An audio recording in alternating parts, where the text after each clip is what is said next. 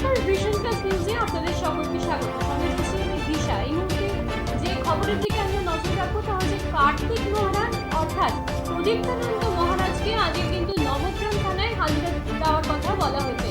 জানা যাচ্ছে 2013 সালে তার বিরুদ্ধে একটি অভিযোগ ওঠে, বলা যায় ধর্ষণের একটি অভিযোগ ওঠে এবং তারই পরিপ্রেক্ষিতে কিন্তু আজকে সকালবেলায় তাকে নবগ্রাম থানায় হাজিরা দিতে বলা হয়েছে। দেখা গেছে যে সেখানকার স্থানীয় যে মহিলারা আছে তারা কিন্তু তার বিরুদ্ধে একেবারে ক্ষোভে ফেটে পড়ছে।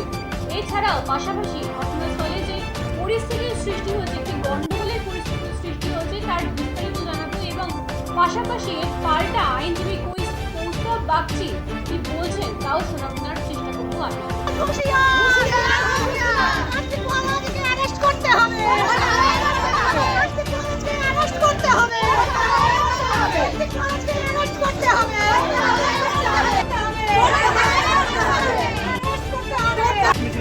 আজকে বিক্ষোভ মিছিল এই জন্য যে মহারাজ সেজে যে হিন্দুর প্রতি যে অন্যায় করেছে, হ্যাঁ, তার জন্য আমাদের এই পথে নামা।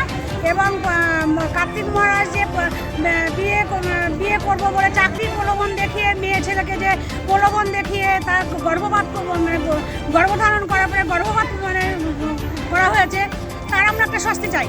সে চারিদিকে উনি চাণকের আশেপাশে কোনো জায়গায় কান পাতলে শুধু কার্তিক মহারাজের প্রলোভনই শোনা যাচ্ছে।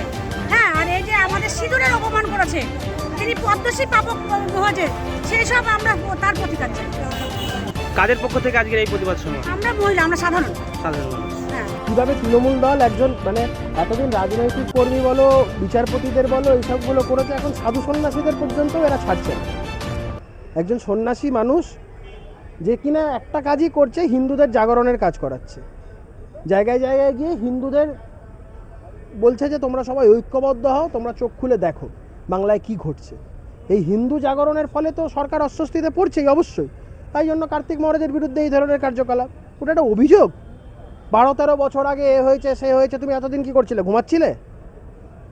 সম্পূর্ণ মিথ্যা এবং সম্পূর্ণ ফলস এবং ফেব্রিকেটেড কনকক্টেড একটা অভিযোগ। আমরা ইতিমধ্যেই হাইকোর্টের দ্বারস্থ হয়েছি এই এফআইআরটি বাতিলের আর্জি নিয়ে। আজকে অনারেবল জাস্টিস জয় সেনগুপ্তর ঘরে আমরা লিভ নিয়েছিলাম, লিভ গ্রান্ট হয়েছে, কালকে আগামীকাল শুনানি।